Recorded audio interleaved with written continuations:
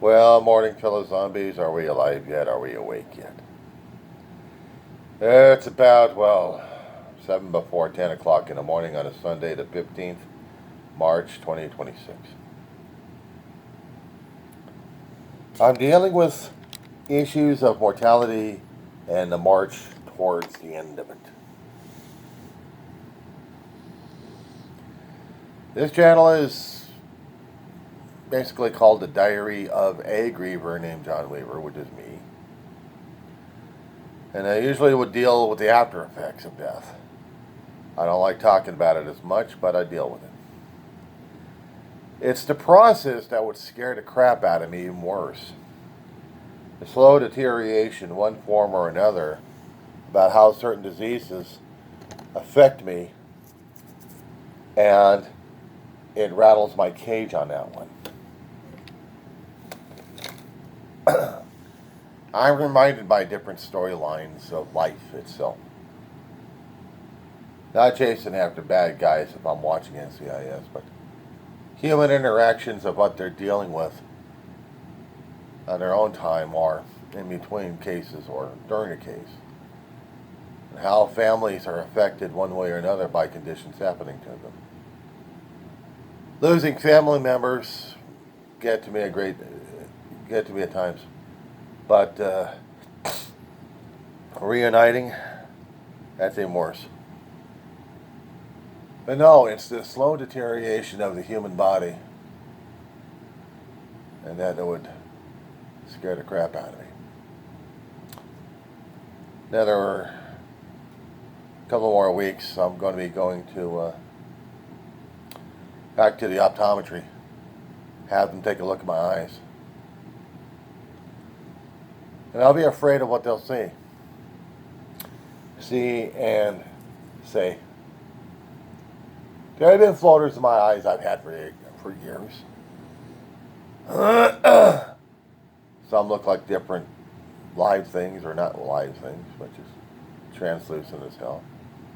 But when I come across a dark spot, when I happen to move one of my eyes and I happen to see a dark spot moving by the movement of the eyeball or the fluid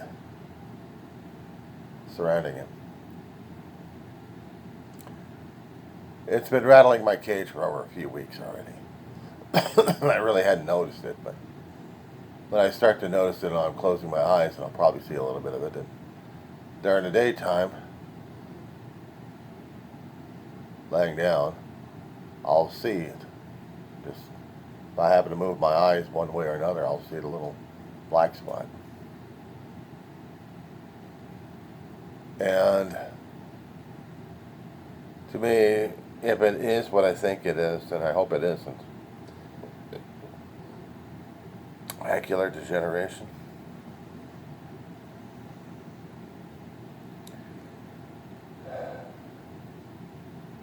glaucoma setting in. I was worried about my right foot developing gangrene.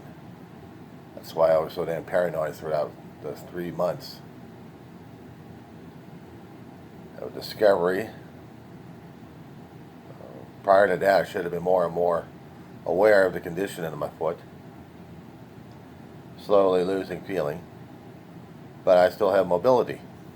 I can still maneuver my feet and not worry about it. But the thought of gangrene in my foot scared the crap out of me more and more, that I had to take myself a little bit more seriously, but I kept focusing more and more on my foot. And not just diet and exercise, which I should have been. But I hadn't been. Staying home doing 24/7 on a dog that still needs 24/7. That's hard enough. I get a little bit of exercise running around all over the place.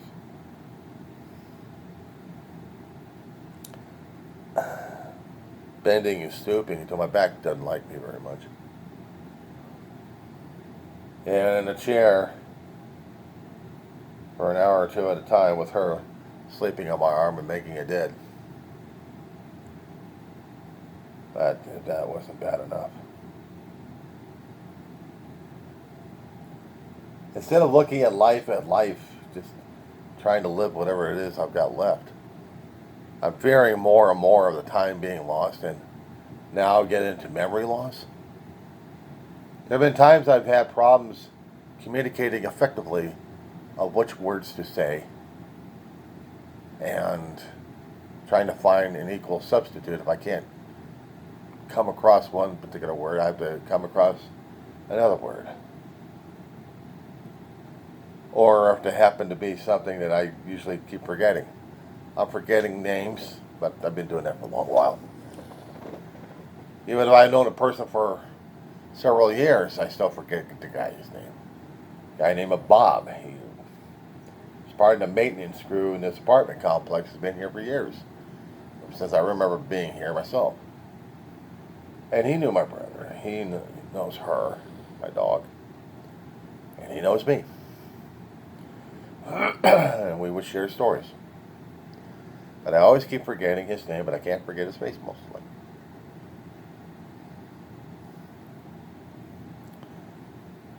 But I know I'm coming across stories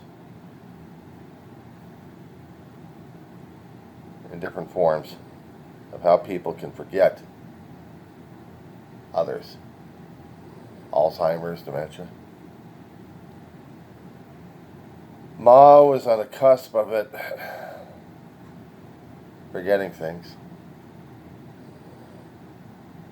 And it scared me when she remembered more of my brother than not me.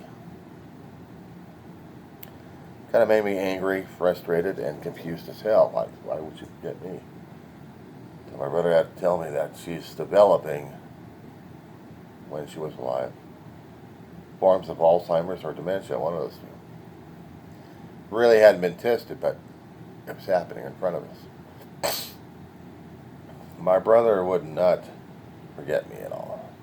But when he had his trans-ischemic attacks before he passed, it was affecting his ability to speak. So he wasn't able to communicate effectively like he used to.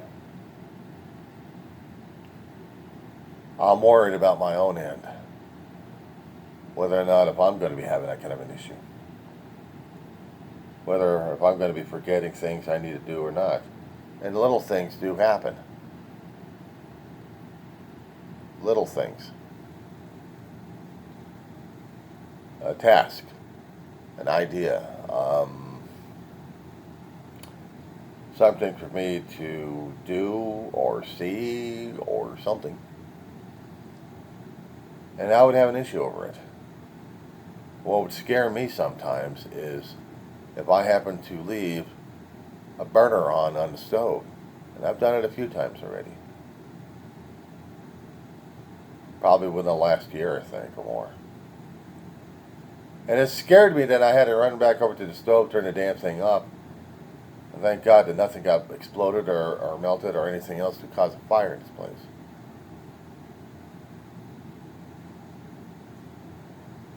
Yeah. Some things to talk to a doctor about.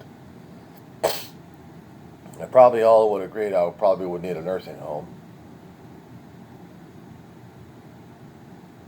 Assisted care living.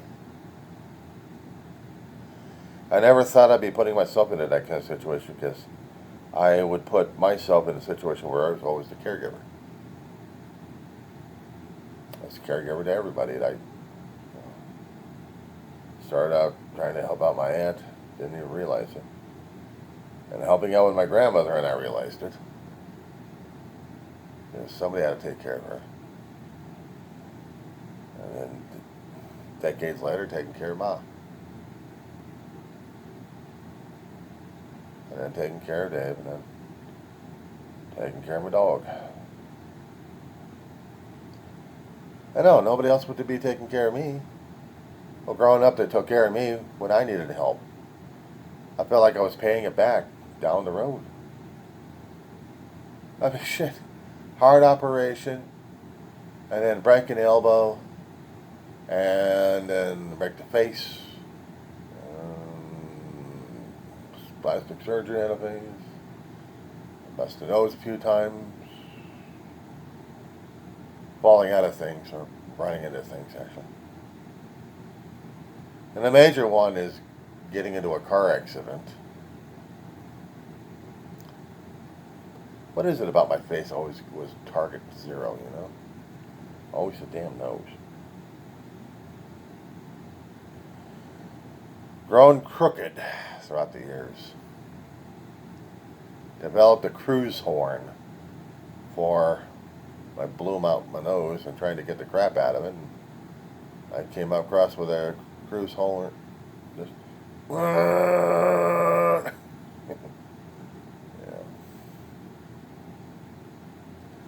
And tried to stay out of trouble, tried to stay out of accidents as much as I could. And tried to be a caregiver whenever I could. And I did. And I didn't mind being a caregiver. I thought I was paying it back, paying it forward somehow. I caregived for my grandmother when I was a teenager. Helped out Ma. Grandma had a stroke. She had half her brain literally working. Her left side was numb because the right hemisphere of the brain wasn't working. It suffered damage. It seemed like irreparable. And she died from complications of the stroke by another stroke. And it took her out. She died from it. But while she was still alive, before that second stroke took her out, she had partial memories. And she wasn't able to move as much.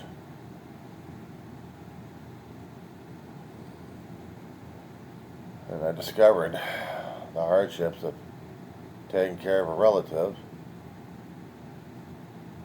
and also trying to have extra help to help me take care of a relative.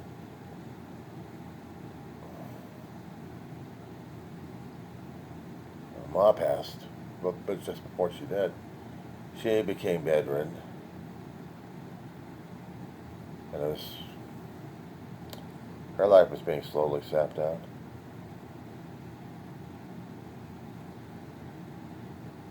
And I did it. I felt like I was paying something back. I was taking care of her because that was my job. I kept telling myself. I was a family member doing that for another family member. What was the wrong? What was the harm? My job, nobody else was going to take care of. Except helping out my brother, who was the primary, and I'm the secondary. But, I still looked at it as my job. I did that for my mama. And I had no qualms about it. Oh, she could have been a pain in the ass, probably. But who wasn't? Had the difficulties. And had to deal with the difficulties. And never was easy. No, caregiving is not the easiest damn thing in the world. Especially when you're dealing with family members that are affected a great deal. It's one thing if they had broken bones that you're taking care of. But when the brain starts going, that's a different thing altogether. When it hampers a person living and turns them into a dying corpse.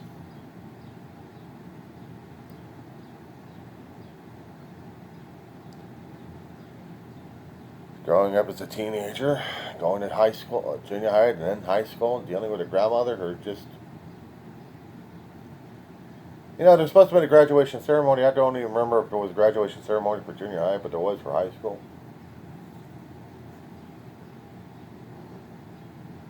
I think it was like from the 10th grade or 11th grade, somewhere in that time.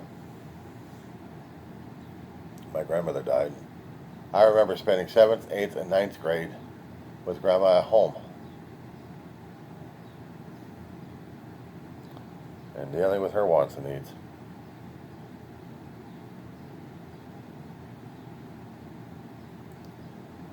It wasn't easy for a kid to do this thing. I had to study. I had to pass classes. And get yelled at for not doing it while being a caregiver. But still, I took care of my grandmother the best I could. Learning on the job. I didn't even realize I was on the job. Just taking care of my grandmother. That was the thing in my head. Take care of the grandmother.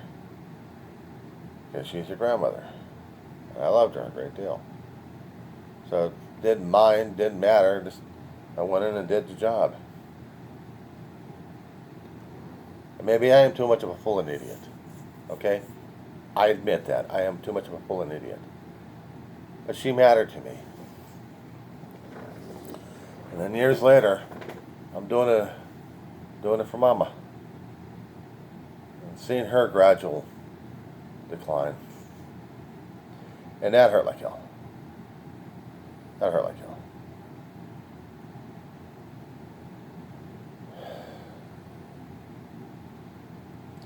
And I'm seeing David in this decline. And I had to be the one taking care of him. I never considered myself or counted myself as responsible, trustworthy. I didn't think of myself, I didn't feel myself as such. But I was. And it was hard as hell for me to do it. Was it worthwhile? Some days. Other days were just a pain in the ass. But I still loved her. And I loved my brother. And I took care of him as best as I could. Now, I may be a fool and idiot. I keep seeing myself. I'm a fool and an idiot. But what the hell? Like I know what the hell I was doing.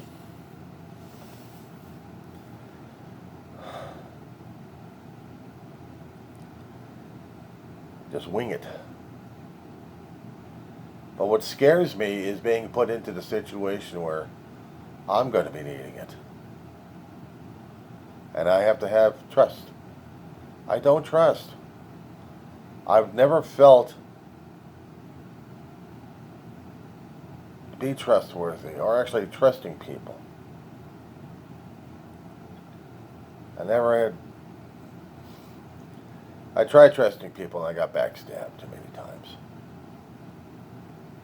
I know things happen, but I felt like I got backstabbed too many damn times. That's why I kept dealing with myself only. I didn't want to get hurt by anybody. I didn't want to get stabbed by anybody. If I put any faith and trust in somebody, well then, what the hell was I doing?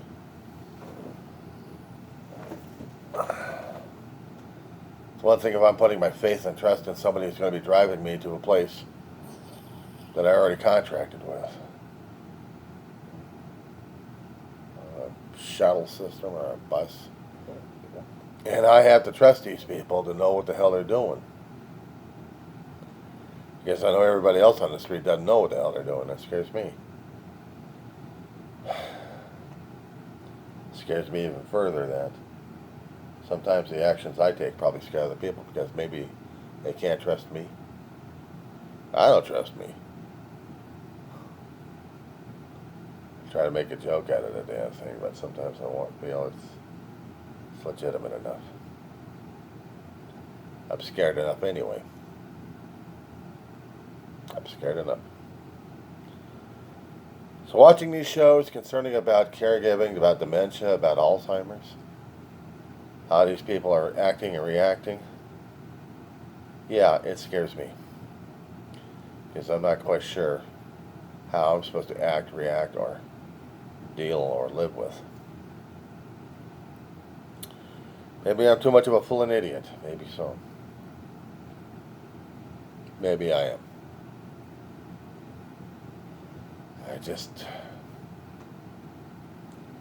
I'm trying to do the best I can for right now. Would I want help? Well, normally I probably would say no because I'm prideful and arrogant and egomaniac about it. And the more I keep musing about it, the more I keep thinking about it, I'm also asking myself, Well, what happens when I'm no longer in a position to actually take care of me? Who's going to do the job? Who would I trust that would do that? Nobody. Nobody. I wish I had, but I hadn't. I don't know who to trust.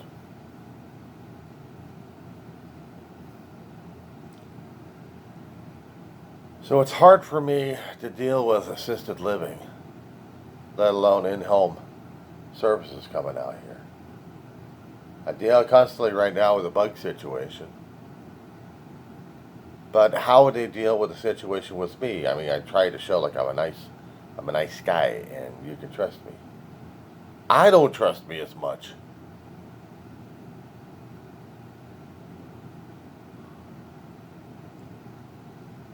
I say it because at times I think and then feel it. I struggle with what I've got. I struggle to deal with what I have. What else is there to do?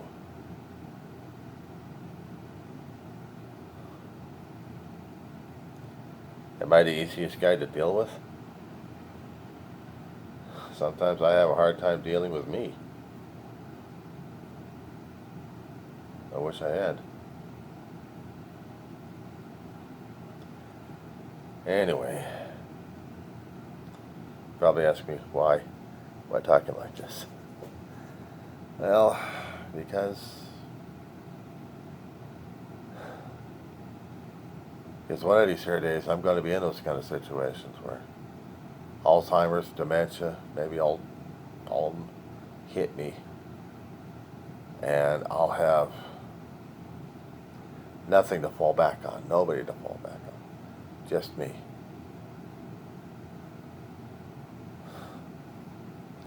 Just me struggling, trying to live, trying to exist, trying to live, breathe, eat, poop, trying to exist. I don't know. But I had to get this off my chest. Eventually I was going to talk about it. I just didn't expect me to talk about it today. That being said,